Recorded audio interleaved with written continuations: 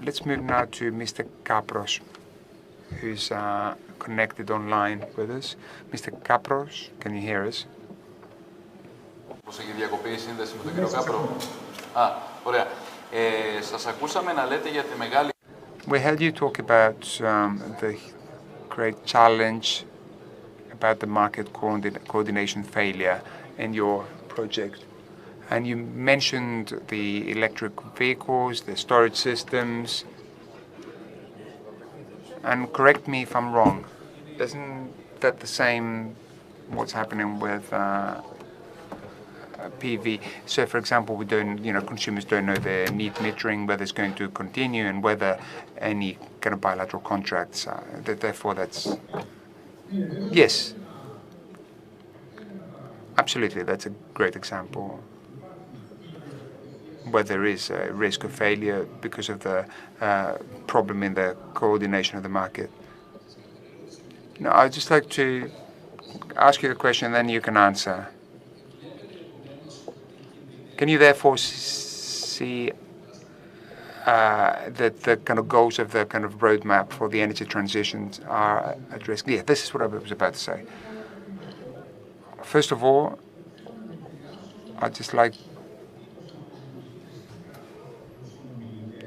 to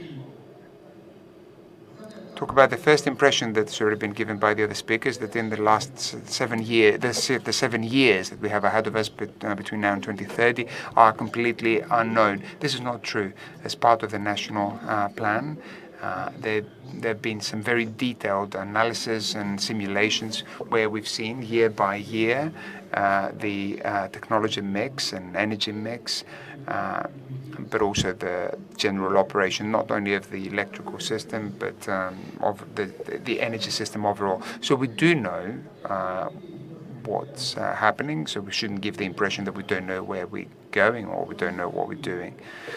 What I underlined earlier is that despite the fact that there is a huge waiting list for renewables investors, that doesn't mean that we know that these investments are going to take place and we're going to reach the 80% target. This is where the issue is. All these need to be coordinated, and at the same time,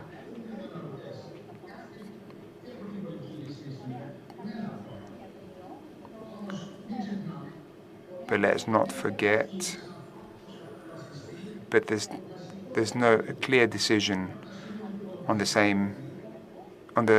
basic instrument, and that's the PPAs, which is the great opportunity to use the new European directive that was adopted a few days ago. Mr. Tsafos. Yeah, Mr. Tsafos raises some questions that, yes, this is all good, but the 80% is a difficult target. And he also puts on the table the issue of the energy market reform that's decided by the European Council a few days ago, with new instruments and with new guarantees that we don't know when we're going to see it in Greece. Just a general kind of view on what we've just heard. Let's just make clear that CFDs and PPAs, we've had them for many years, at least in other markets. I believe that, especially when let's not confuse CFD with PPA, because we're talking about different things. But on PPAs, I'll just tell you what I think. As most of you know, I come from the natural gas market,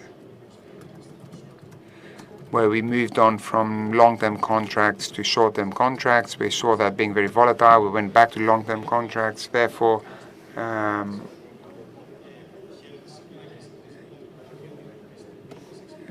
we see consumers who are disappointed for 3 months, then they're happy because prices go down, and this creates almost like a counter-incentive for these kind of contracts.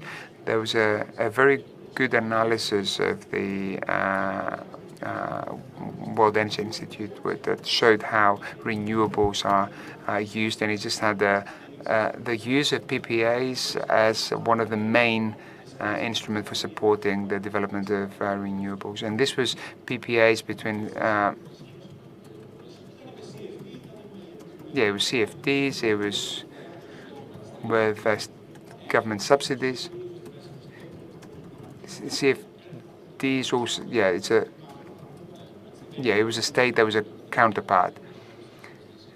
I'm saying that because what we're talking about is that we need to move from the kind of stock price, which is in Greece is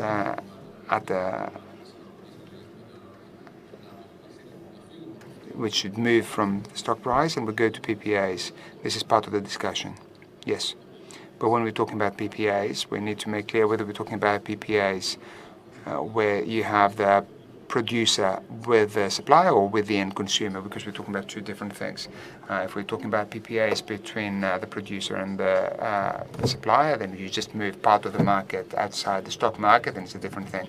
If we're talking about PPAs for energy-intensive industry, then it's a very different thing. What I'm describing here, and I believe that PPAs are going to be a crucial element in how we protect the system and how we give access to lower pricing. But we need to keep in mind that this is just one measure, one of many measures, which carries its own risk. Because when we're talking about PPAs, we all say that yes, we do need PPAs, and at the same time we kind of have another 8 things that we need to have in order to have a PPA. But therefore there is a risk. And just as the minister said, we need to find the right kind of mix between what the role of the state is and who takes the risk. I believe that there is a potential for more PPAs, which of course we're going to support, but we need to look at PPAs in a kind of wider framework of investments and how these are, and what's the appetite in the market and how they can fix prices and in what way. This is something that is not very clear in my mind.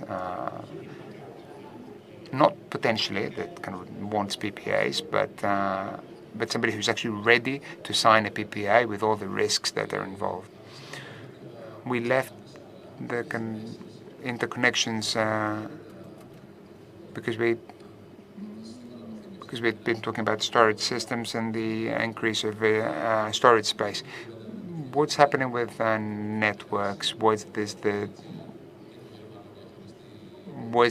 happening with the discussion on the Green Aegean, and give us an update on what is exactly happening if you have any news on this.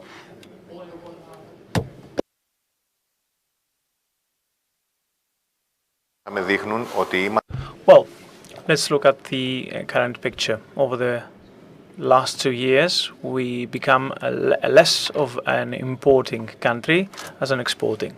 This showcases that the country's strategy, facilitated by the independent power transmission operator, a strategy that strives to make the country independent in terms of energy, well, it shows that the energy mix is becoming greener. We need pathways to export. We're building, in this sense, the second interconnection with Italy that should be greater in capacity as agreed with Italy, and then we grow other interconnections. Is that enough? No. Yesterday I had a discussion with the Belgian Minister of Energy. The main grids are located in Europe, and they have greater demand. The Prime Minister, a year ahead, discussed that at the summit. We need a direct connection at high voltage between Greece and Germany. In principle, this would go through the Adriatic Sea. We know what it means to build overhead contact lines. We want to refrain from doing that, going through mainland, and then we run through Sweden and reach Germany. This is not the easiest thing to do. It won't happen overnight. But in order to become export-oriented, you need to put that on the table, the discussion.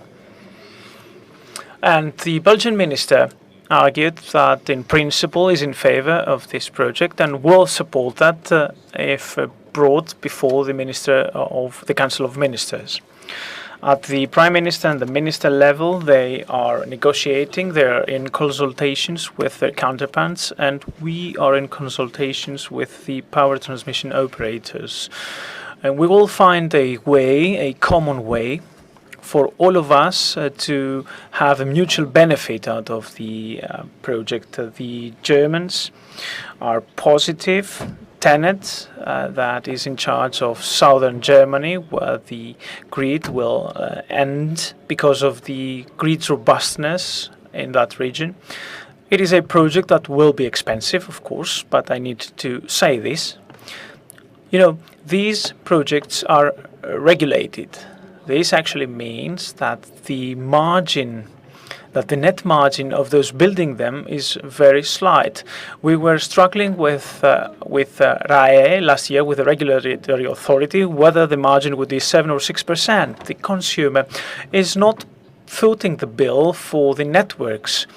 These grids, these networks are indispensable if we want to manage the energy transition.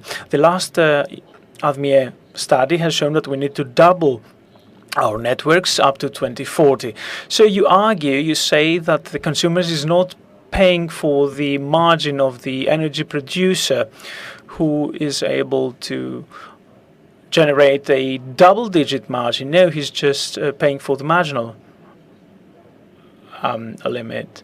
We do not have the access to the media as the large producers, you know. This is why I need to say that here. It's not ADMIE, it's not the power transmission operator that increases the bill for the consumers. I hear that. Do you believe that it's premature discussing about whether